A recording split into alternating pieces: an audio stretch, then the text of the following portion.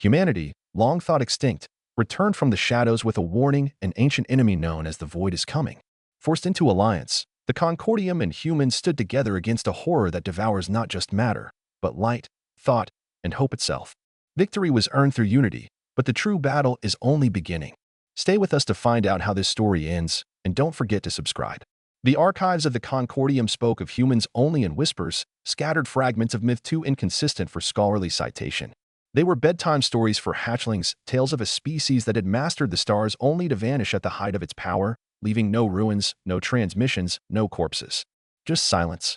Researcher Jew had once believed those stories were fiction too. But the artifact resting in his four-fingered hand said otherwise. It was a metal cylinder, palm-sized, perfectly smooth save for the intricate etchings across its surface.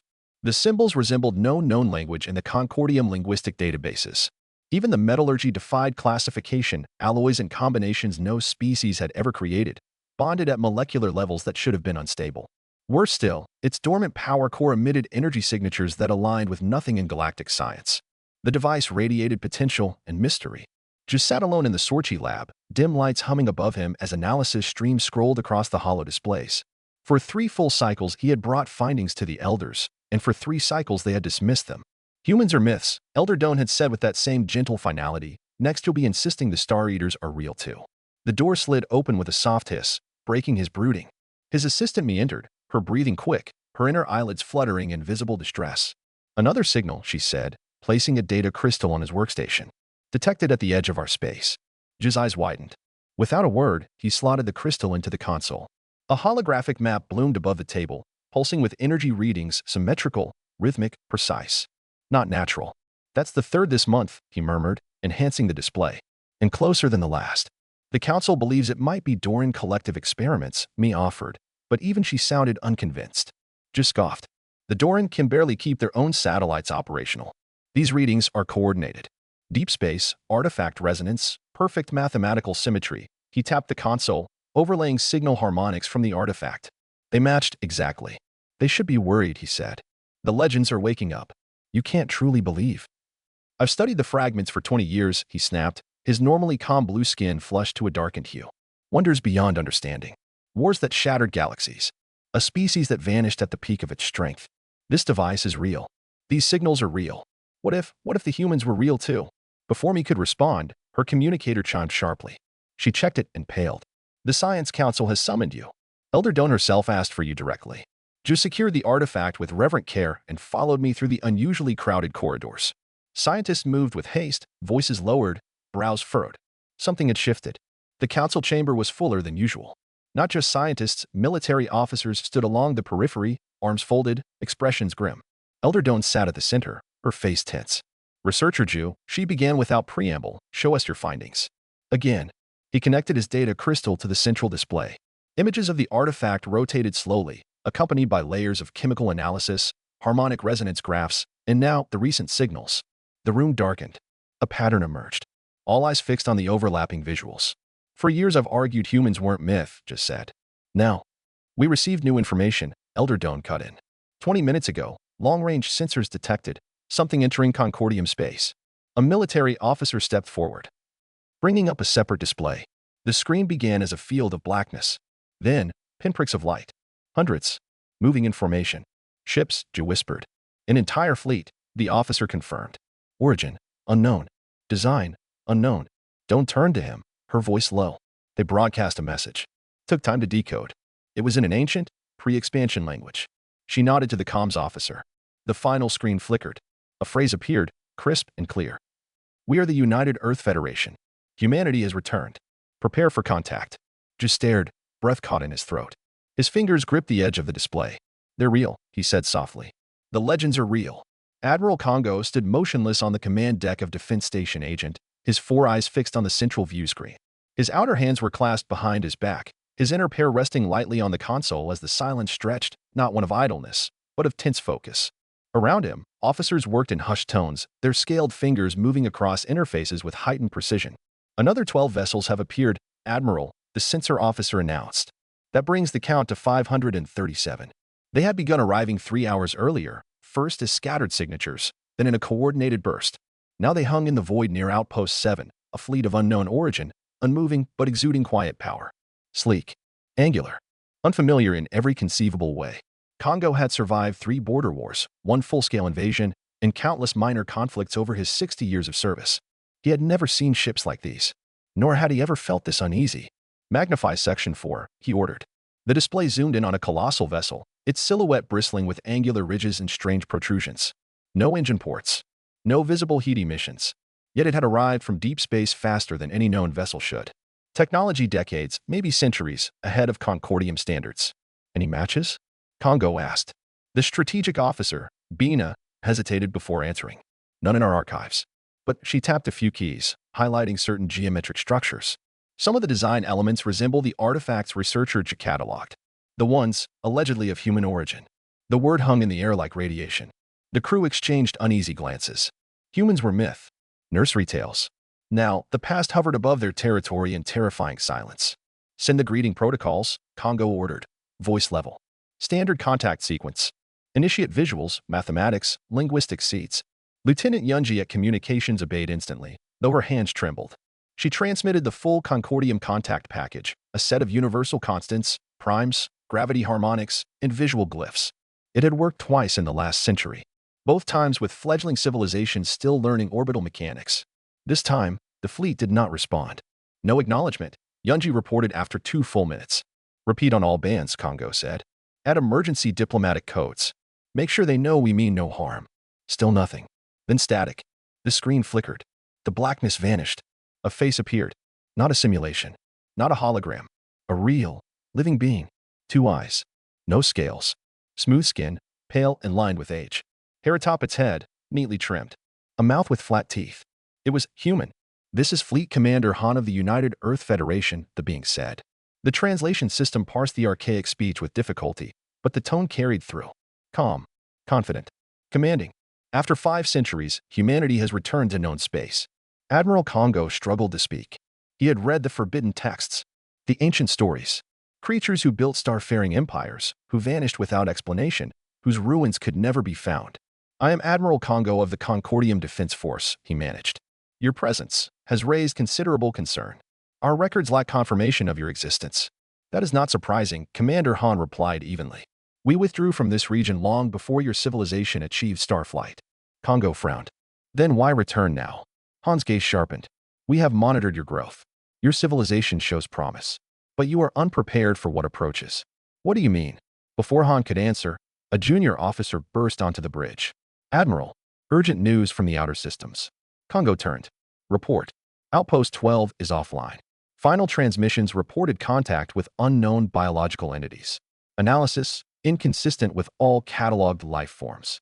Han spoke again quietly. "That is the first incursion. We were too late to save that outpost. We need not be too late for the rest of your worlds." Congo stared into the human's eyes. "You didn't come back for us." "No," Han said. "We came back because of what follows us. And now it follows you." The Grand Council chamber of the Concordium had never hosted beings like these. 3 humans sat before the 7 ruling elders, their forms at once strange and disconcertingly familiar. 2 arms, 2 legs, upright posture, no scales. They lacked the iridescent pigmentation and redundant organs that typified Concordium physiology, but their eyes met the counselor's stares with equal intelligence and unwavering steadiness. Even seated, the humans radiated a quiet gravity that pressed against the crystalline majesty of the chamber itself. Behind the elders stood a cadre of advisors, military officers, and researchers, among them, Ju and me. After decades of academic ridicule, Ju now found himself at the center of history unfolding.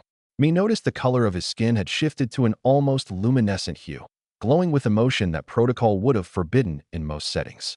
But nothing about today was protocol. "You abandoned your worlds," Counselor Chuno said sharply, addressing the delegation. "We've found ruins, dormant technologies, unexplained anomalies, relics you left behind. You retreated." "What?" The human in the center, Ambassador Jin, smiled, but not with arrogance. Her hair, streaked with silver, was tied neatly behind her head. Wrinkles lined her face, but her presence was that of someone accustomed to command, not retirement. "We retreated to survive," she said. "There was an event, a catastrophe beyond our reach at the time." "What kind of catastrophe?" Counselor Taiwan asked. "Our studies show no impact events, no stellar collapses. Nothing natural." Jin looked to her companions. A silent agreement passed between them. It wasn't natural, she said. We call them the Void Eaters. A hush fell over the chamber. That's the name Commander Han used, Counselor Jima murmured. But you offer no evidence. Why should we believe you didn't manufacture this threat to justify your return, perhaps even to conquer? Before Jin could answer, a voice cut through the tension. To everyone's shock, it was me, stepping forward without permission. The monoliths in Sector 9, she said. Were those yours? The humans turned in unison. Jin's expression shifted, neutrality replaced with genuine intrigue. Yes, she answered. What you call ancient wonders, we call history. Mi retrieved a small projector from her satchel and activated it. A rotating image appeared between the delegations, a monolithic black structure, partially buried in the sands of Takaru, pulsing faintly every 73 days. A structure that had eluded full scientific understanding for over 2 centuries. I studied these, Mi said. They're not decorative. They emit pulses of unknown energy, regular, measurable, increasing in frequency. One of the human military officers, a grim man named Tajan's Wu, leaned forward. The Deep Watch Network, he muttered. Still active. It's a sensor array, Jin confirmed. Designed to detect void activity across interstellar distances. If the pulses have increased, they've gone from 73 days to every 2, Mi said quietly. Gasps echoed. Ju stepped forward to join her. We assumed it was sensor malfunction. We were wrong. The chamber remained silent as the weight of the revelation settled in. Ambassador Jin stood slowly. She was not tall by Concordium standards, but her posture filled the space. 500 years ago, our species faced extinction. We weren't ready. We withdrew, rebuilt, advanced, and waited. Why wait?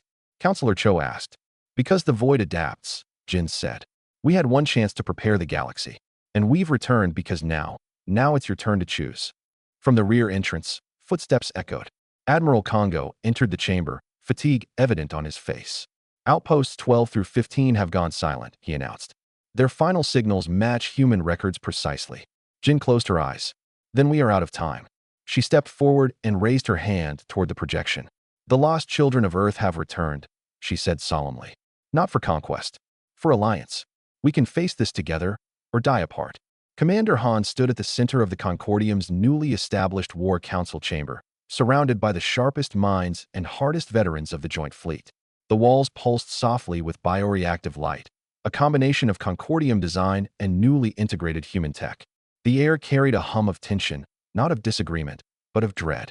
The enemy calls itself the Void, Han began, activating a rotating hologram above the central table. But they are not a fleet, not in the sense you understand. They are a biological phenomenon, a predatory, migratory superorganism. They grow their ships. Pilot and vessel are one. The holographic images shifted to display grotesque masses of living tissue twisted into the forms of warships, tendrils, jaws, and sensory nodes where weapons should have been. Some spanned kilometers in length, with grotesque pulsating veins and bioluminescent sacs where engines might otherwise be. They consume everything in their path, Han continued. Flesh, metal, energy, even data, nothing is outside their appetite. They're alive, Admiral Congo asked, leaning closer. These are living ships. They're beyond that, Han replied. Evolved, engineered by something older still, or perhaps by themselves. We never found their origin. Chancellor Tayan crossed his scaled arms. You expect us to believe these images aren't simulations designed to frighten us into submission? Ambassador Jin, until now standing silently behind Han, stepped forward. You've already lost 4 outposts, she said. And the pulse patterns from your monoliths match void emergence waves from our early encounters. Your own science confirms our story. Coincidence, Tayan said, but his voice faltered. From the side of the chamber, Ju raised his hand, holding a datapad. The outpost in the Moran system was attacked yesterday, he said. I've analyzed the final transmission. I'd like to show it. Without waiting for permission, he connected his device to the chamber's main display. A moment later, the room was filled with grainy footage. Station cameras flickered as shadows twisted across corridors. Hull plating was ripped open by long, chitinous tendrils. A scream, then silence. The last frame showed a skeletal figure with too many limbs, its form absorbing light as though it drank it. And then, audio. They're inside there, eating everything. When the screen faded, silence reigned. Even Tayan seemed at a loss. Commander Han spoke quietly. We didn't come here to scare you. We came to give you a chance we never had. He gestured, and the holograms changed. Archival footage from ancient human battles played. ships barely more than steel coffins launching against an unstoppable tide of living horror. Explosions, desperate formations. The final frames showed Earth's own orbit aflame. We lost entire colonies, Hans said. Earth nearly fell, but we retreated, restructured, and rebuilt over generations. We embedded warning systems in old sectors. And when the monoliths started to pulse again, we knew the void had returned here. And now they've evolved again, said Me, standing from her workstation at the back of the chamber. The samples from the Moran attack show new biomaterials. They've integrated Concordium energy systems. They're absorbing technology now. Han nodded grimly. That confirms our worst fear. How much time do we have? Asked Chancellor Tan. 60 days, Han replied. At most. Can we stop them? Congo asked. Not alone, Han said. But together, maybe. Your logistics. Our weaponry. Shared tactics. A unified defense. And if we refuse? Tan challenged. Jin stepped forward once again, her eyes hard. Then we fight alone. And when we fall, you will face them alone. Admiral Congo placed his 4 hands flat on the table, a gesture of solemn agreement in Concordium culture. I vote in favor. One by one, the other leaders followed. Only Tan hesitated. Then, finally, he raised his lower arms, and the decision was sealed. So be it, he said. We fight together. What began as myth had become alliance. Now the real war could begin. The defense station Vanguard had never seen this much activity. Once a quiet outpost monitoring fringe sectors, it had transformed almost overnight into the largest joint military operation in Concordium history. Hangars thundered with the roar of engines, shuttles arriving by the minute, equipment offloaded with military efficiency. Human engineers and Concordium technicians worked side by side, blending 2 civilizations into a single war machine. Lieutenant Yunji stepped aside just in time to avoid being run over by a massive hovercrate, its carrier barking orders in a mix of human English and Concordium clicks. Assigned as liaison to the human advisors, she found the role more demanding than she had anticipated, not because of their aggression, but because of how different they were. They smiled too much, moved too quickly, read context from glances and silences rather than clear verbal instruction. And yet, in battle simulations, they were terrifying. She paused at the edge of the training field. 50 Concordium soldiers in full armor sparred with 10 human instructors. The size advantage was clear. Concordium troops stood taller, had 4 arms, natural exoskeletal armor. But the humans moved with fluid precision, turning mass into momentum, leveraging every flaw. Captain Sua, the lead human instructor, flipped a Concordium sergeant with shocking ease. The sergeant hit the mat with a crash, breath driven from his lungs. The human didn't gloat. He offered a hand and helped the Concordium back up. Yunji met Sua at the observation deck as he finished the session. Your species fights like it was made for war, she observed. Sua shook his head. Not war. Survival. There's a difference. He mopped sweat from his brow, another oddity. Humans perspired under heat, while Concordium vented excess energy through dermal radiators. Physiology aside, his eyes betrayed no fatigue. The void doesn't fight like us, Sua continued. They don't care about winning. They only care about consuming. Everything. Even energy patterns and radio traffic. We lost entire fleets to data saturation attacks. How do you defeat that? Yunji asked. You don't beat them with brute force, Sua said. You beat them by changing faster than they can. Across the field, engineers began installing Earth-designed shield arrays on Concordium ships. Human technicians supervised the modification of plasma rails, while a new team arrived via shuttle. At their center was an elderly human woman, her white coat lined with Earth Federation insignia. Dr. Kim, Sua said, nodding with deference. Yunji blinked. She looked fragile. But Sua, a man who could hurl Concordium soldiers with ease, bowed slightly to her. She's been studying the void longer than I've been alive, he whispered. She's the reason we've survived this long. Dr. Kim's eyes were keen, scanning the facility without wasted movement. Captain Sua, she said. Lieutenant Yunji? Ma'am, Yunji said, stepping forward. I need access to all recordings of the most recent void encounters, Kim said without ceremony. Especially the final milliseconds before communication loss. They're showing signs of cognitive adaptation. Of course, Yunji replied, activating her interface. Admiral Congo authorized full data sharing. Good, Kim said. Because they're learning. She tapped her portable holo projector. The image of a void bioship appeared, but now highlighted in red. Were new structures along its carapace. These weren't in earlier scans, she said. They're growing components based on Concordium energy arrays. They're using what they consume. They're not just adapting, Sua muttered. They're evolving between engagements. A klaxon blared. Red light strobed. Void scouts, Yunji said, checking her device. Helios system 2 jumps out. That's closer than projected. They've accelerated, Kim muttered. We need to move now. No more simulations. Begin live-fire weapon integration. A display snapped to life above them. Admiral Congo's face, stern and direct.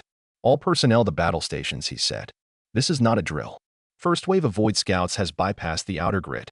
Civilians are to begin evacuation immediately. The station shuddered. In the distance, dark shapes appeared near the stars, too far for detail, too close for comfort. Yunji felt fear crawl up her spine. But she steadied herself. Will we be ready? She asked softly. No, Dr. Kim said with brutal honesty. But we will adapt. And that may be enough. Outside the viewport, ships moved into formation, Concordium vessels flanking human dreadnoughts, joined by prototype destroyers that bore markings of both civilizations. What had once been a fable was now a united fleet, forged in urgency, ready to stand between life and oblivion. The Void Fleet darkened the skies above New Serenity. Once the jewel of the Concordium's inner colonies, the planet now stood as the last defensive bulwark before the core worlds. Its once proud orbital defense platforms were shattered husks drifting in orbit, carved open by bioorganic claws and dissolved by exotic acids that defied known chemistry. The remaining Concordium vessels held position in low orbit, forming a thinning wall of resolve between the planet and the approaching storm. Deep beneath the surface, General Henna stood at the heart of the command center, gripping the edge of the strategic table with all four hands as data scrolled across the holoscreens. Red indicators dominated the tactical display. Too many losses. Too few reinforcements. Third defense line breached, barked an officer. Fourth line forming now, but strength is down to 30%. Where are reinforcements from Sector 7? Henna demanded. Scattered or destroyed, the response came. The Void adapted to our phase cannons. They're ignoring kinetic fire. 3 weeks of continuous fighting had stretched every ship and soldier to the breaking point. The Concordium had lost over half its navy. Human forces had held longer but were now spread thin across dozens of systems. And still, the main wave hadn't arrived. Where are the humans? Henna growled, scanning the tactical map. Commander Han promised Earth fleet support. No sign of them in system, said the tactical officer, her scaled hands flying across controls. Last transmission placed them in the Proxima sector, engaging another swarm. Then, an alert. Encrypted signal incoming, reported a comms technician. It's from the Earth Federation flagship. Put it through. The screen lit with Commander Han's face. Behind him, chaos reigned on his own bridge, but the commander's voice was calm, clear. General, he said without introduction, prepare to advance on my mark. Henna blinked. Advance? My forces are barely holding. There's nothing left to push with. Trust me, Han said. When I give the word, hit these coordinates. He transmitted a cluster of spatial markers behind the current void formation. There's nothing there, Henna said, scanning the data. There will be, Han replied. And the screen cut out. A minute passed. Then another. And then they came. 500 human warships dropped from hyperspace directly behind the Void Fleet, emerging not at the safe system edge, but within the gravity well itself, a maneuver thought suicidal. And yet, they stabilized instantly. Impossible, whispered a Concordium officer. They jumped inside the battle zone? Humans, Henna muttered, lips curling. They don't care about impossible. The human fleet unleashed firepower unlike anything previously seen. Streams of golden energy, coherent in waveform yet radiant like solar plasma, carved into the largest void bioships. Smaller vessels darted through the gaps, planting devices that pulsed and detonated with blinding intensity.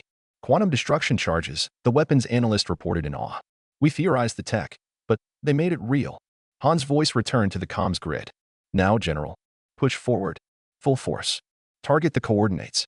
Henna didn't hesitate. All ships, advance, he roared. Concentrate fire at the markers. The battered Concordium vessels surged forward, crashing into the void from the opposite side. For the first time in this war, the invaders were caught, a perfect pincer. The void shrieked in microwave bursts and bioplasmic pulses, but they were being outmaneuvered. Their regenerative capacity failed. They couldn't keep up. Then Henna noticed something odd. The human ships weren't destroying the Void Fleet randomly. They were hurting them, pushing the largest bioships toward one fixed point in space. Han's flagship launched a single, small projectile. It vanished into the lead void entity and detonated, but there was no explosion. Instead, space itself twisted. A gravitational singularity formed. Small, precise, controlled, a black sphere that pulled the bioship into its event horizon. What is that? Henna asked, stunned. Artificial gravity well, his science officer replied, breathless. It's only affecting void biomass. Everything else is untouched. Across the battlefield, other human ships deployed similar weapons. One by one, the void was consumed, drawn into miniature black holes calibrated to their molecular signature. Within 20 minutes, the sky cleared. The once doomed system had become a monument to victory. Han appeared again, somber. We've cleared this sector. But this was just the vanguard. The main fleet is 8 hours behind. Henu exhaled. How did you survive that hyperspace jump? 500 years of preparation, Han answered. We've been fighting this war since before your species lit its first orbital engine. Why didn't you use these weapons earlier? Henu demanded. Because we only had one shot, Han said grimly. The void adapts quickly. Now they've seen our primary weapons, we may only get one more effective battle. After that, everything changes. Henu understood. They had waited, endured, for this exact moment. And it had worked. But only just. 1 year later, the Garden of Remembrance bloomed under New Serenity's twin suns.